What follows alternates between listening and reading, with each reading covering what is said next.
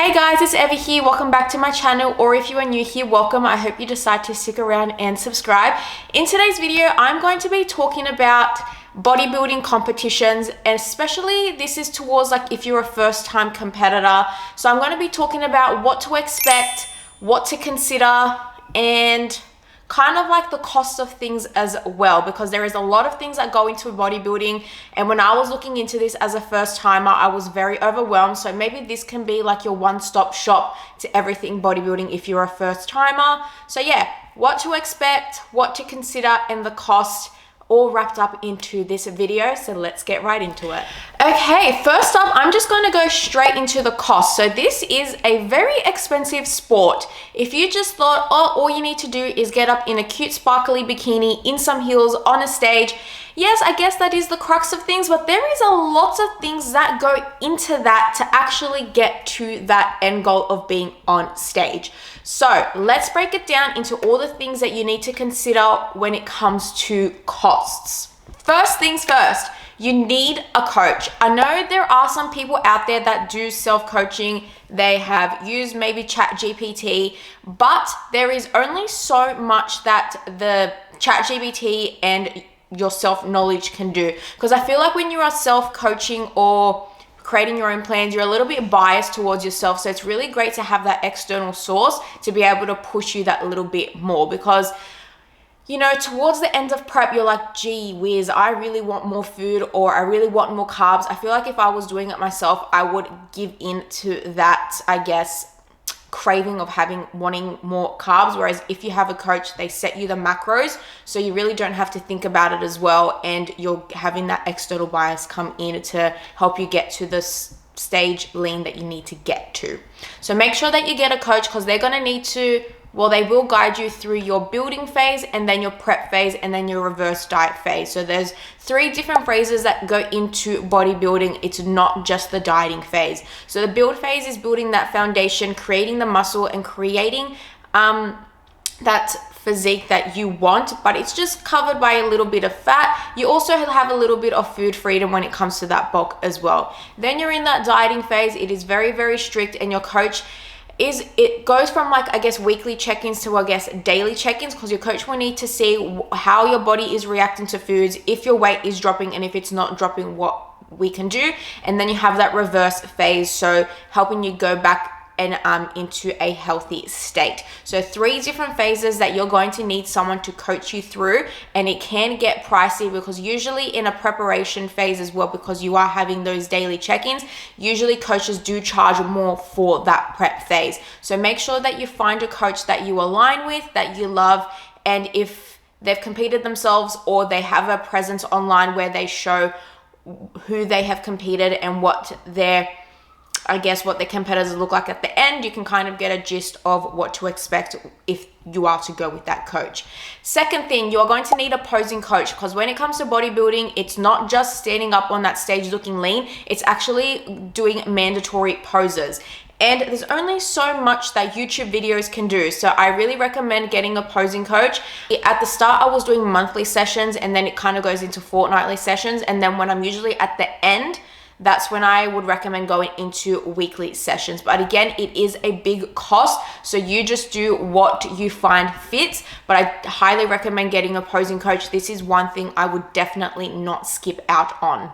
Next cost you're going to have to think about is your bikini and heels. So you're gonna need a bikini that suits the federation that you are going for and suits the division you are going for. So if you are doing swimsuit, bikini, sports model, fit model, figure, physique, there are different bikinis and suits for that division specifically. So once you pick the division that you are going for, start scouring the internet for a suit and a suit color that you like.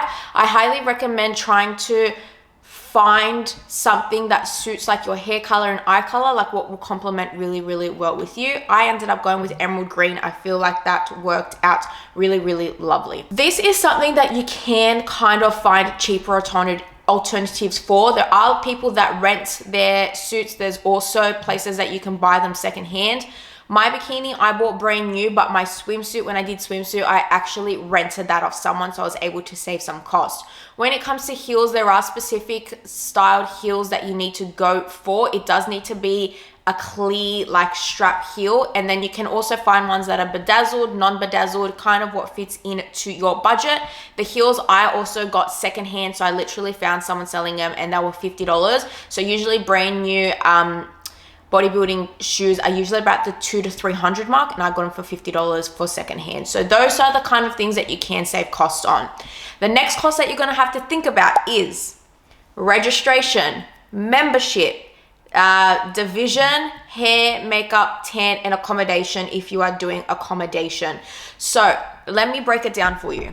The membership is what you need to buy first. So once you figure out what federation you want to go for, you buy the membership. The membership then allows you to buy the registration to register per show. Registration usually opens up I think it opens up about 2 months prior to that show happening, but a lot of people kind of register a couple weeks out, so that way they definitely know they want to do that show. The division that you want to go for, so for example, I am doing the bikini division. I'm entering that division, and usually that's a fee of how much did I pay? The division. Then if you want to, then you have to pay for per category. So when you enter the division, you usually get one spot to go on stage, and then if you want to go on stage multiple times, you need to pay the extra category fees. So for example, you have under 25s, under 30s, mums, opens, first timers, novice. So usually you can only enter 3 to 4 times per division. So per division, you usually get about 3 to 4 categories depending on the federation. So that's an extra additional cost. So I paid $110 per extra category that I wanted to enter. So it does get really pricey when it comes close to show day, because I feel like everything's coming at once, because you pay for the membership, the registration, the division, hair, makeup, tan, that all kind of happens in a big chunk. On top of that, if you want photography and videography, that is an extra cost. So you have to really think about what you want to pay for when it comes to those things, because you definitely don't need them, but I feel like they're nice to have. The hair, makeup, and tan, usually the federation tells you like where to go, because they'll have specific tanning companies that they go through. And usually a federation will also say this is like the makeup artist and the hairstylist that we work with. And usually I like to just book all through the federation, because it's something that I don't have to think about. And I also don't actually know anyone or have any friends that can do stage makeup and hair. So I kind of just like, you know what, I'm not going to think about it. Let's just pay it all at once. So that's kind of a lot to process and a lot to pay for. The next thing, if you are traveling, if you're going interstate or you're traveling by car quite far, you just need to make sure that you obviously pay for your accommodation, your food, because usually when you're traveling, usually people go about 3 days out. You have to make sure that you're taking your containers, all of your carb sources with you, because you're usually carb loading. So you're going to need a lot of rice, maple syrup. You're going to need cocoa bombs, cocoa puffs, rice puffs, whatever kind of puffs you want to use. So a lot of carb sources you need to buy for. So that's kind of just usually during peak week where you're like buying all this stuff, but it's definitely great to start saving now. I would recommend, honestly, start saving like a year out. Just like put $50 aside after every paycheck and just pop up in a separate account. That way you don't have to think about, oh my God, where am I going to get thousands of dollars from in a week's time? So that is all of the cost to consider. Okay, so that's just the cost. And now we're going to go into a little bit deeper. All right, so now we're going to be talking about your relationship with food. I highly recommend evaluating your relationship with food before you even decide to compete. And this is where having a coach is a really great idea. I recommend getting a coach and having them evaluate your relationship with food, because usually you'll have a weekly check-in where you kind of have to talk about what went well that week, how did you feel about food, and if you are honest, your coach is going to be able to tell you, this is kind of what we need to fix, this is how we're going to fix it, and we may need this amount of time to fix it. So you want to make sure that you are very, very honest with your coach when it comes to your food and how you react to it, etc., because it is a big part of bodybuilding. So I recommend, if you feel like if you have eating disorder tendencies, or you have really bad habits, or you skip meals, etc., I definitely don't recommend going into bodybuilding, because it can exacerbate that tendency. So I had, like, my food was pretty okay, but I would honestly say coming out on the other side, my relationship with food is actually better, because I have a better understanding of it. But not everybody comes out the other side the way I have. Some people come out of bodybuilding and they kind of just spiral completely. Obviously, you're going to have kind of those moments, but it shouldn't be weeks and weeks and weeks on end. So just make sure that you evaluate your relationship with food, how you think about food, and how much you think about food mentally. Because if you are thinking about it every second on, oh my God, when's my next meal? Or if you're just constantly thinking about it, I don't recommend going into this sport until you have a more positive relationship. And this then goes into the next thing. It is very, very, very strict in certain parts of the process. So when you are bulking, you have really high macros, your carb intake is usually pretty high, so you're going to be feeling quite full and uncomfortable once you're in that process for a longer period of time. But in the off-season / bulking period, it's not as strict. You usually kind of have free meals throughout the day. If your week isn't perfect, that's okay, but it's kind of that 80-20 rule. 80% of the time, you want to make sure that you are hitting your macros and your calories, and that 20% of freedom to have that little bit of fun. But then you're going to go into that prep phase, and gram for gram, literally every single gram matters during that preparation period when you're going to go step on stage. As you get closer to stage, your calories are just going to drop, your carbohydrates are going to drop, because you're going to flatten out quite a lot before you go into your carb load during peak week, so that way you can fill your muscles with glycogen from the carbohydrates. But next, are you willing to go through a bulk? This is a very big question that you need to ask yourself, because it's not just about being skinny and lean. To get to that, you actually have to commit to an off season. You need to put on weight, you need to put on muscle, and along with that, you are going to put on some fats along with that. So I am currently 8 months into this bulking season, off-season, improvement season, whatever you want to call it. There's so many names for it.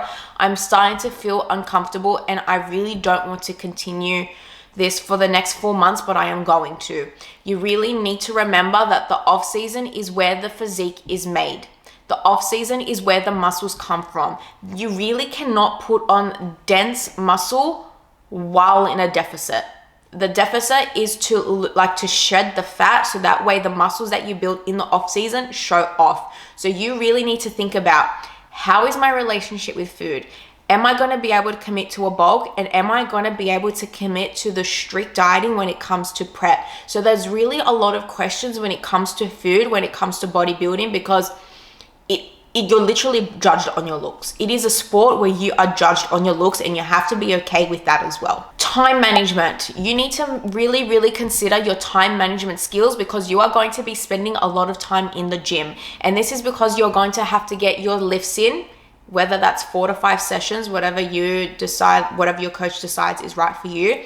You also need to put in time for cardio, and cardio can get quite high. Some people literally get like 30 minutes of cardio, but some people can get up to 90 minutes of cardio. So you need to consider, can I put in an extra hour and a half on top of my lifts to do cardio? Do I have time for that? Does my lifestyle allow for that? Because it is a lot of time. Can you wake up earlier to make up time? Can you go to the gym twice a day if needed? And on top of that, you need to consider posing practice. You cannot skip out on your posing practice. Towards the end of prep, I was practicing every single day, even if it was 5-10 minutes. And when you're that fatigued and that depleted, the last thing you want to do is practicing your posing. You've already done your gym session, you've already done your cardio, and you're like, oh my God, do I literally even have 5-10 minutes to practice posing? But you have to find time. On top of that, daily check-ins. Towards the end, when you are very close to stage, you are going to have to do your check-ins every single morning, and that's another about 5-10 minutes. On top of that, you need to do your recovery, you need to do your mobility. On top of that, if you need to, if you really need massages, you need to consider that as well. So there is so much to think about when you are in prep. So let me summarize that.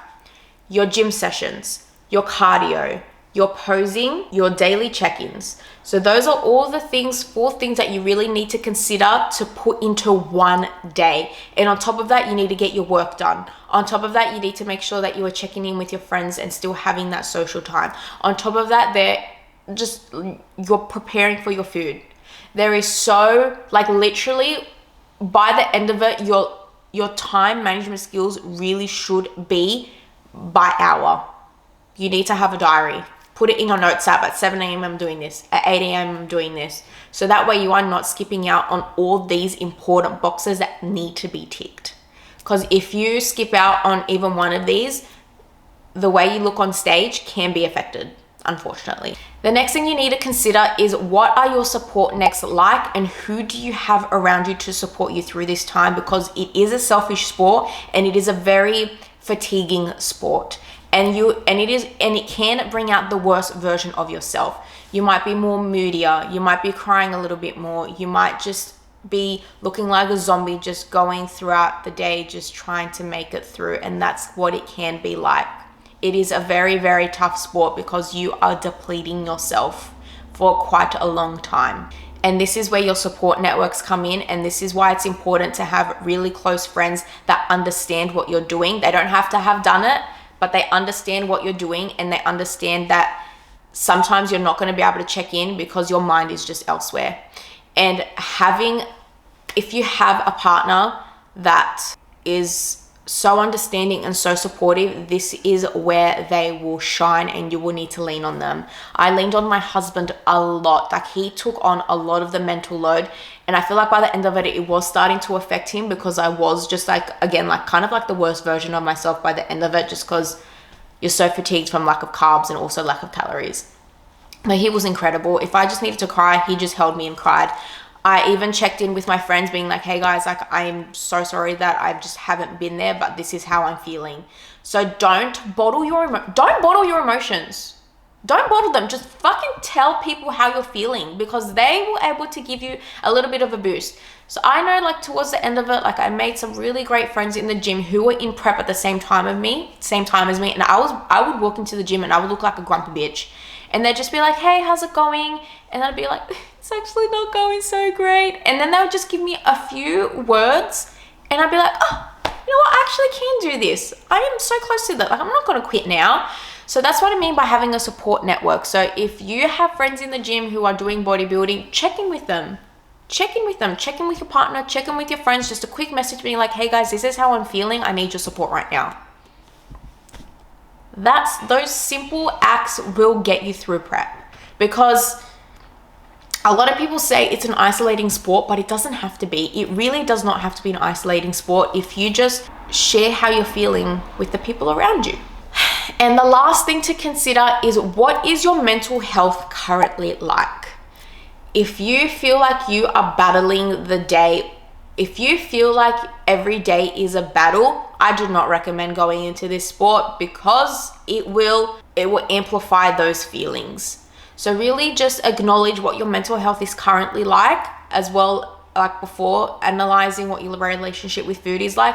Analyze what your mental health is like. Are you feeling happy most of the time? Or are you crying every single day? Do you hate your life right now? Do you feel like you're content with your life right now? Make a pros and cons list of what you are feeling right now, and that way you can analyze and evaluate if this sport is something that you do want to do.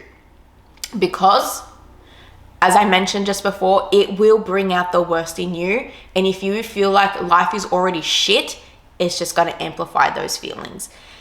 So yeah, that is the last thing that I wanted to talk about. So yeah, there is a lot of things to consider when it comes to cost, a lot of things to consider when it comes to your mental health, external sources. There's just so much to consider as a first timer. So I kind of hope this kind of gave you an idea on what to expect when it comes to those sort of things. And I honestly do recommend making a pros and cons list. Make a pros and cons list of Can I afford a coach? Can I afford a posing coach? Can I afford a suit? Can I afford heels? How am I financially? Next, so do your financials, do your relationship with food. Can you commit to a bulk? See what your support networks you currently have around you, and then think about your mental health. And once you have analyzed those things, you can then be like, okay, this is something that I can commit to long term, because it is a long process, or actually no, right now I actually can't commit to this. And that's okay, because the stage is always going to be there.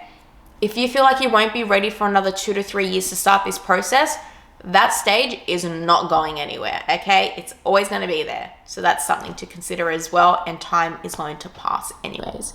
If you found this video informative, helpful, etc., please make sure you give me a thumbs up, leave a comment down below, and don't forget to subscribe. I do post weekly content, and if there's anything else that you want to know about bodybuilding, leave it in the comments, or you can just DM me on Instagram at evykassiotes. And until next time, my friends, I hope you're having an amazing day wherever you are. And just remember that one bad day isn't a setback, and tomorrow can always be better. Bye-bye.